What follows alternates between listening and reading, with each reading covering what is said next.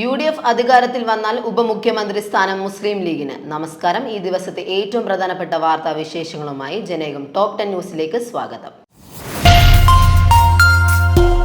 UDF അധികാരത്തിൽ വന്നാൽ ഉപമുഖ്യമന്ത്രി സ്ഥാനം മുസ്ലിം ലീഗിന് വേണമെന്നും പാർട്ടിക്ക് അതിനുള്ള അർഹതയുണ്ടെന്നും മുൻ MLA-യും മുസ്ലിം ലീഗ് നേതാവുമായ KNA ഖാദർ നേരത്തെ ഉപമുഖ്യമന്ത്രി പദവി ആവശ്യമുണ്ട് എന്ന് ഉമ്മൻചാണ്ടി കുഞ്ഞാലിക്കുട്ടിയോട് ചോദിച്ചിട്ടുണ്ട്. ലീഗിന്റെ പ്രകടനം കണക്കിലെടുത്ത് വിഷയം മുന്നണി പരിഗണിക്കണം.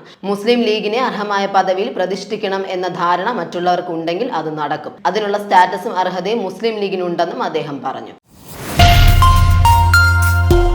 2002 SIR വോട്ടർ പട്ടികയിൽ പേരുള്ള യോഗ്യരായ ഒരു വോട്ടറെ പോലും പുതുക്കിയ പട്ടികയിൽ നിന്ന് ഒഴിവാക്കിയിട്ടില്ലെന്ന് ഉറപ്പാക്കേണ്ടത് തെരഞ്ഞെടുപ്പ് കമ്മീഷന്റെ കടമയാണെന്ന് CPI സംസ്ഥാന സെക്രട്ടറി ബിനോയ് വിശ്വം മുഖ്യ തെരഞ്ഞെടുപ്പ് കമ്മീഷന് അയച്ച കത്തിൽ ആവർത്തിച്ച് ആവശ്യപ്പെട്ടു. വോട്ടർ പട്ടിക പുതുക്കുമ്പോൾ ഒഴിവാക്കപ്പെടുന്ന വ്യക്തികൾക്ക് ഗുരുതരമായ സിവിൽ അവകാശങ്ങളാണ് നഷ്ടപ്പെടുന്നത്.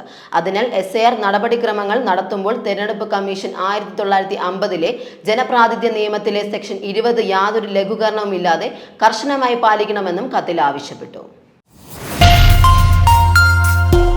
തൊണ്ടിമുതൽ കേസിൽ മുൻ മന്ത്രി ആന്റണി രാജുവിനെതിരായ ശിക്ഷാവിധി മരവിപ്പിച്ചു. തിരുവനന്തപുരം പ്രിൻസിപ്പൽ സെഷൻസ് കോടതിയാണ് ആന്റണി രാജുവിന്റെ അപ്പീൽ ഫയൽ സ്വീകരിച്ചത്. കീഴ്ക്കോടതി വിധിയാണ് താൽക്കാലികമായി മരവിപ്പിച്ചത്. നെടുമങ്ങാട് മജിസ്ട്രേറ്റ് കോടതിയുടെ 3 വർഷത്തെ ശിക്ഷാവിധി റദ്ദാക്കണമെന്നാണ് ആന്റണി രാജു അപ്പീലിൽ ആവശ്യപ്പെട്ടത്. കോൺഫിഡന്റ് ഗ്രൂപ്പ് ചെയർമാൻ CJ റോയിയുടെ മരണത്തിൽ ജുഡീഷ്യൽ അന്വേഷണം നടത്താൻ കേന്ദ്ര സർക്കാർ ഇടപെടണമെന്ന് ആവശ്യപ്പെട്ട് മുഖ്യമന്ത്രി പിണറായി വിജയൻ കത്തയച്ചു. കേന്ദ്ര ധനമന്ത്രി നിർമ്മല സീതാരാമനാണ് കത്തയച്ചത്.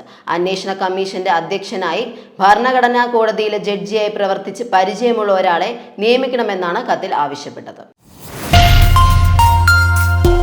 ചേർത്തല പള്ളിപ്പുറത്ത് ഭാര്യയെ നടുറോഡിൽ കുത്തിക്കൊലപ്പെടുത്തിയ കേസിൽ ഭർത്താവിന് ഇരട്ട ജീവപര്യന്തം. ആലപ്പുഴ ജുഡീഷ്യൽ സെഷൻസ് കോടതി ജഡ്ജി S ഭാരതിയാണ് ശിക്ഷ വിധിച്ചത്. പ്രതി രാജേഷ് കുറ്റക്കാരനാണെന്ന് നേരത്തെ കോടതി കണ്ടെത്തിയിരുന്നു. 2024 മെയ് 18 തിരുനെല്ലൂർ സർവീസ് സഹകരണ ബാങ്കിലെ കളക്ഷൻ ഏജന്റായിരുന്ന അമ്പിളിയെ ഭർത്താവ് രാജേഷ് കുത്തിക്കൊലപ്പെടുത്തിയത്.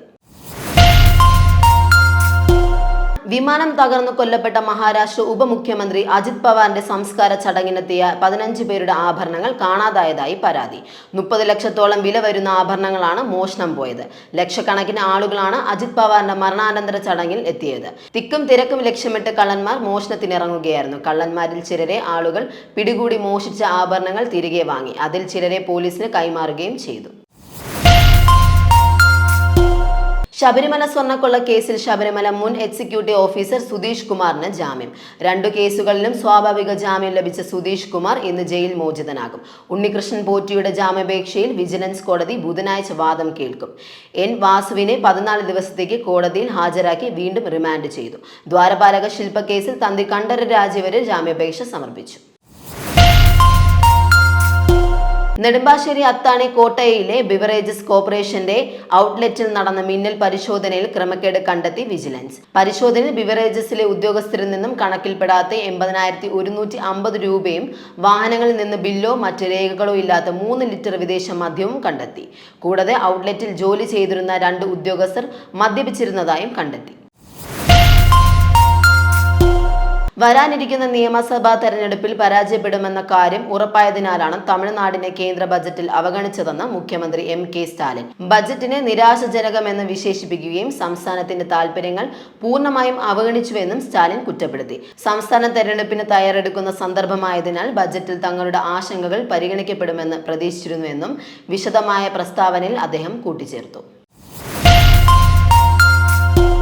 ഇരിങ്ങാലിക്കുട കൂടൽമാണിക്യ ക്ഷേത്രത്തിലെ കഴകം നിയമനവുമായി ബന്ധപ്പെട്ട കേസിലെ ഹൈക്കോടതി ഉത്തരവിനെതിരെ ക്ഷേത്രത്തിലെ തന്ത്രിമാർ സുപ്രീം കോടതിയെ സമീപിച്ചു. കൂടൽമാണിക്യ ക്ഷേത്രത്തിലെ കഴകം ജോലി ഭരണപരമായ കാര്യമോ മതേതര സ്വഭാവമുള്ളതോ അല്ലെന്നും മതപരവും ആത്മീയവുമാണെന്നും ചൂണ്ടിക്കാട്ടിയാണ് ഹർജി. ആരാധനമൂർത്തിക്ക് ചാർത്തേണ്ട മാല ഉൾപ്പെടെ തയ്യാറാക്കുന്ന പാരമ്പര്യ കരകം ജോലികൾ ചെയ്യാനുള്ള അവകാശം തെക്കേ വാര്യം കുടുംബാംഗങ്ങൾക്ക് ആണെന്ന് സുപ്രീം കോടതിയിൽ ഫയൽ ചെയ്ത ഹർജിയിൽ ചൂണ്ടിക്കാട്ടിയിട്ടുണ്ട്. ജനേകം ടോപ്പ് 10 ന്യൂസിലൂടെ വീണ്ടും കാണാം. കൂടുതൽ വാർത്തകൾക്കും വിശേഷങ്ങൾക്കുമായി ജനേകം വെബ്സൈറ്റ്, YouTube ചാനലുകൾ സന്ദർശിക്കുക.